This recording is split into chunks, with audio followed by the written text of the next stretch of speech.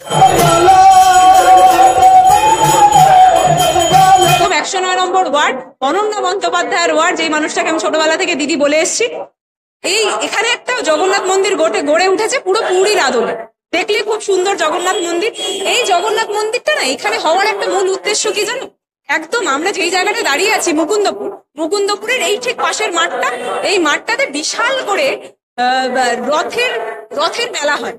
এবং রথের মেলা কি কেন্দ্রিক ভাবে হয় আমরা প্রত্যেকেই জানি, যে জগন্নাথ দেবকে ঘিরেই কিন্তু রথের মেলা গড়ে ওঠে, তাই তো?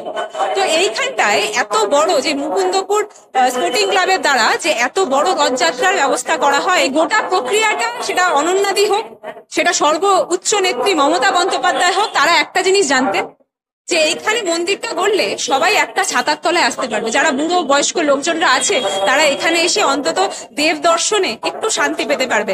আমরা বাস্তবে শান্তির রাজনীতি করি, আর শুভেন্দুবাবু রাজনীতি করে বিভেদের, শুভেন্দুবাবু রাজনীতি করে ঝগড়ার, শুভেন্দুবাবুর রাজনীতি হচ্ছে হাতে তলোয়ার নিয়ে। আমাদের রাজনীতি হচ্ছে, আমাদের বাস্তবে সমাজনীতি হচ্ছে সমাজটাকে এক ধাপ এগিয়ে নিয়ে যাওয়াতে। আমাদের সমাজনীতি হচ্ছে যে সকলকে এক ছাতার তলায় এনে যাতে শান্তিভাবে সুস্থভাবে তারা থাকতে পারে।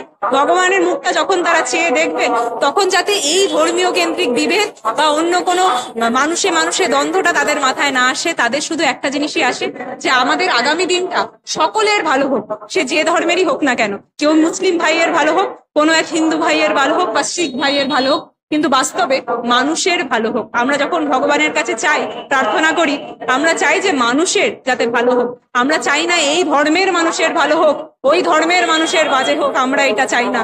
আমরা বাস্তবে চাই প্রত্যেকটা ধর্মের মানুষ ভালোভাবে এই বাংলায় যাতে বসবাস করে। তাই জন্যেই আমাদের আশেপাশে এত সুন্দর মন্দির গড়ে ওঠা, আমাদের আশেপাশে সেই মসজিদগুলো গড়ে ওঠা, যেখানে গিয়ে আমরা সত্যি কোনো ধর্ম খুঁজি না, আমরা সেখানে গিয়ে ভগবানের কাছে মাথা নত করে তাকে প্রণাম করি। আমরা কোনো ধর্ম দেখি না।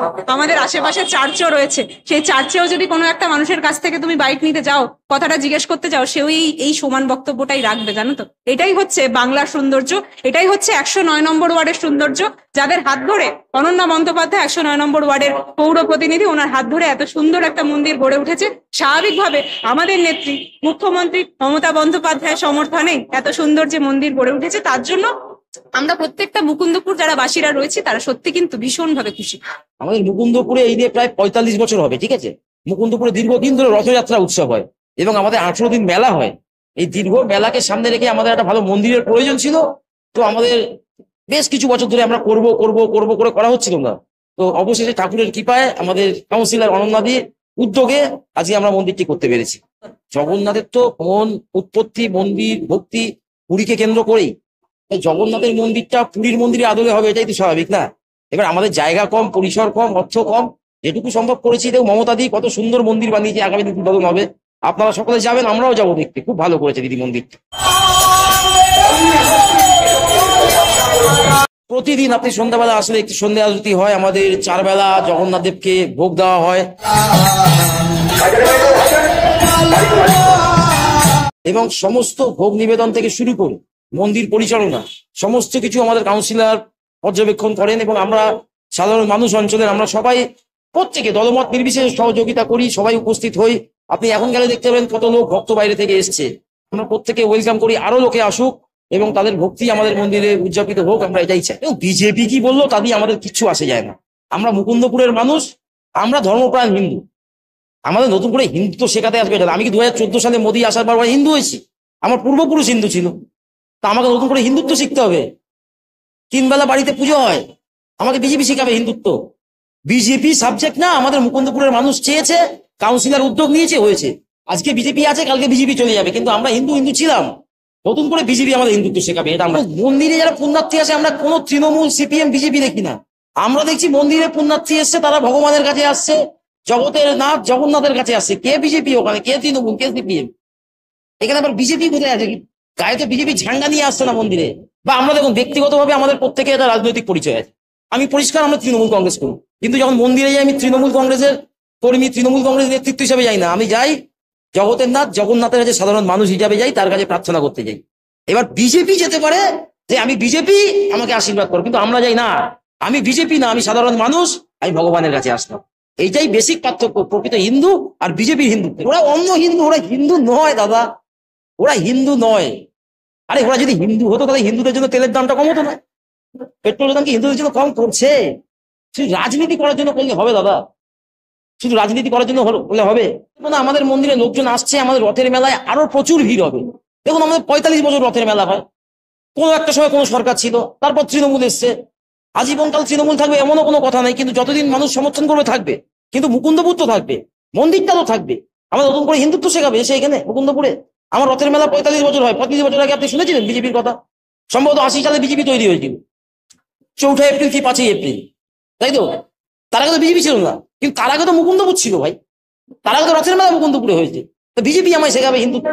আমাদের রাজ্য সরকার যেভাবে সমস্ত ধর্মমত নির্বিশেষে মানুষের সহযোগিতা করছে, সমস্ত রকম ধর্মকে এগিয়ে নিয়ে আসছে। আমাদের কাউন্সিলর দেখুন, আমাদের ওয়ার্ডে বিজেপি শেখাতে হবে না। আমাদের ওয়ার্ডে জানেন কাউন্সিলর কতগুলো মন্দির করছে? আপনি যদি আসেন একদিন দেখাবো। মুকুন্দপুর 1 নম্বর থেকে শুরু করে 75 সালে মন্দির তৈরি হয়েছে, হরি মন্দির থেকে শুরু করে অজয়নগরে মন্দির করেছে। আমার 7 নম্বর, আমি যেই পাড়ায় থাকি, সেতুলা মন্দির হচ্ছে। এই 6 বি ব্লকে শিব মন্দির, কালী মন্দির হয়েছে। একটু আগেই যান প্রহরাজের মন্দির তৈরি হয়েছে।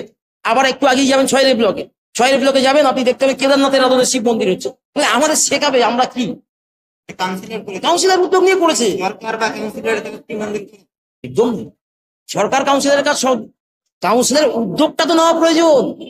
মন্দির করা কাজ না। কাউন্সিলর রাস্তা করেছে, আপনি দেখেছেন রাস্তা কাদা না পরিষ্কার রাস্তা? পরিষ্কার রাস্তা তো কে করেছে? কাউন্সিলর করেছে। এই কাজটা কাউন্সিলর করেছে। এবং কাউন্সিলর করার পরেও যে সামাজিক মানুষের চাহিদা, যে আমার অঞ্চলে যে যে ধর্মে বিশ্বাস করে, আমাদের এই অঞ্চলে হিন্দু বেশি মানুষ, তো আমাদের অঞ্চলের মানুষের ডিমান্ড যে এখানে একটা মন্দির হোক। তা কাউন্সিলর একটা উদ্যোগ নিয়েছে, সাধারণ মানুষের সহযোগিতায় হয়েছে। তা কাউন্সিলর বলছে না যে আমি আগে মন্দির বানাবো। কাউন্সিলরের প্রথম উদ্দেশ্য আমি রাস্তা বানাবো। রাস্তা বানিয়েছে, রাস্তা বানানোর পরে কি মন্দির বানানো মানুষের চাহিদা করেছে। আর মানুষের চাহিদা অনুযায়ী সবকিছু হয়। আপনার মনে হয় সরকারি টাকা খরচা করে মন্দির করতে পারে বা করছে? এতগুলো মন্দির সরকার টাকা দেবে? সাধারণ মানুষ দিচ্ছে। কাউন্সিলর সহযোগিতা করছে যে আমার 5টা ভক্ত এসে এখানে দান করছে, সেই দানটা কাকে দেবে, কোন জায়গায়, একটা জায়গায় ঐক্যবদ্ধ করতে হবে। তো সেই দায়িত্বটা কাউন্সিলর নিয়ে করে আমাদের সহযোগিতা করছে। আমরা ভগবানে বিশ্বাস করি, আমার অঞ্চলের মানুষ বেশি হিন্দু বেরান মানুষ, তারা বিশ্বাস করে, তারা উদ্যোগ নিচ্ছে যে দিদি আমাদের এই মন্দিরটা আপনি একটু দায়িত্ব নিয়ে করুন না দিদি। এইখানে মন্দিরে 2 গাড়ি বালি জোগাড় করতে হবে। দেখুন না, এই 550 বালি দিতে চাইছে, 350 চাইছে, খালি 500 আর 300 850 বালি আপনি এক জায়গায় করে মন্দিরের ব্যবস্থা করে দিন। কাউন্সিলর করছে। এই তো আমাদের মিন্টু রায়। দেখুন, এটা কোনো রাজনৈতিক বিষয় নয়। এই প্রশ্নটা আমার মনে হয় যে যারা ধর্ম সচেতন বা বাস্তবে যারা শান্তি সচেতন, তারা প্রত্যেকে এই জিনিসটা বুঝতে পারবেন যে মমতা বন্দ্যোপাধ্যায় যেটা করছেন এটা কোনো ধর্মীয় কেন্দ্রিক রাজনীতি নয়। মমতা বন্দ্যোপাধ্যায় বরাবরই, সেটা হিন্দু হোক, মুসলিম হোক, শিখ হোক বা অন্য ধর্মের মানুষজনরা হোক না কেন, মমতা বন্দ্যোপাধ্যায় কিন্তু যখন আগের দিন এসএফআই তাদেরকে বক্তব্য রাখা থেকে চ্যুত করছে, বক্তব্য মাঝখানে যখন এতগুলো অসুবিধা করার চেষ্টা করছে, তখনও মমতা বন্দ্যোপাধ্যায় বলে যাচ্ছে আমি কিন্তু সবার প্রতিনিধি, আমি কিন্তু ব্যক্তিগত কোনো একটা দলের প্রতিনিধি হয়ে এখানে আসিনি। তো সমানভাবে মমতা বন্দ্যোপাধ্যায় কোনোদিনও বলে না আমি হিন্দুর প্রতিনিধি, আমি মুসলিমের প্রতিনিধি, আমি শিখের প্রতিনিধি বা আমি খ্রিস্টানের প্রতিনিধি। কোনোদিন তাকে বলতে এই জিনিসটা শুনবেন না। কে বলে? শুভেন্দু বাবু বলে। উনি স্পষ্টভাবে বলে যে আমি কিন্তু আর কারোর বিধায়ক নই, আমি শুধু হিন্দুর বিধায়ক। মানে উনি বলে দিচ্ছেন যে আমাকে শুধু হিন্দুরাই ভোট দিন, আর যেই হিন্দুদের ভোটটা উনি চাইছেন সেই হিন্দুদেরকেই তাদের অধিকার থেকে তারা চ্যুত করছে। উদাহরণে যখন কুম্ভে গিয়ে এত মানুষ মারা গেল, আজকের দিনে আমার কাছে নিজের কাছে রেকর্ড আছে 7টা মানুষ আমার সাথে কন্ট্যাক্ট করেছে যে তাদের ডেথ সার্টিফিকেট টুকু এখনো ইউপি সরকার দেয়নি। তাহলে এই হিন্দুত্বের কথা ওরা বলে যে হিন্দু ভাইদের পাশে ওরা থাকতে পারেনি। আর মারা যাওয়ার পরবর্তীতে যেই একটা বিশাল সংখ্যক টাকার কথা বলা হয়, সেই টাকাটা পাবে কিভাবে যদি ডেথ সার্টিফিকেট স্পষ্ট তাদের হাতে না আসে? আর মমতা বন্দ্যোপাধ্যায়ের কথা যেটা তুমি বলছো, মমতা বন্দ্যোপাধ্যায় কিন্তু বাস্তবে সবাইকে এক ছাতার তলায় আনতে চায়। আমি বরাবরই বলি মমতা বন্দ্যোপাধ্যায় ছাত্রবাদ, সেই ছাতা যে ছাতার তলায় প্রত্যেকে সুরক্ষিত রয়েছে।